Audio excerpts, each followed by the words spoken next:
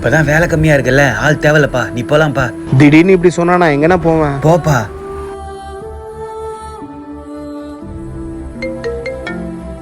Hello, சொல்லுமா. தம்பி, பொண்ணு வீட்ல இருந்து கால் பண்ணி சம்மந்தம் வேணாம்னு சொல்லிட்டாங்கப்பா. ஏமா? அந்த பொண்ணு தான் பிடிச்சிருக்குன்னு சொன்னாலேம்மா. என்னன்னு தெரியலப்பா, வேற எதனா சம்மந்தம் வந்திருக்குமோ என்னமோ. வேலை வேற போச்சு, அந்த பொண்ணுக்கும் என்ன பிடிக்கல. நான் வைக்கிறேம்மா.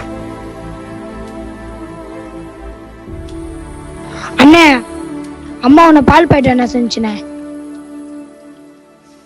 உன்கிட்ட காசு இல்லைன்னு அம்மாவுக்கு தெரியுமா, அதனால கடன் சொல்லிட்டு வேணா செஞ்சுனே. சரிடா. டே மாப்ள, டீ குடிக்க போலாம், வரியாடா? காசு இல்லாம எங்கடா வர்றது? நான் வரல, நீ போயிட்டு வா. ஏன்டா இவ்வளவு வெக்ஸ் ஆகி பேசுற? பின்ன என்னடா, எனக்கு வேலையும் போயிடுச்சு. எனக்கு பார்த்த பொண்ணும் என்ன பிடிக்கலன்னு சொல்லிட்டா. வீட்டுக்கு ஒரு 10 ரூபா பால் பாயிட்டு கூட வாங்கி கொடுக்க முடியல.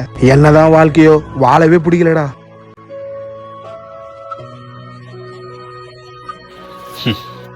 உண்மை சொல்ல போனா அந்த இலை மாதிரி தான்டா மாப்ள நம்மளோட வாழ்க்கையும்.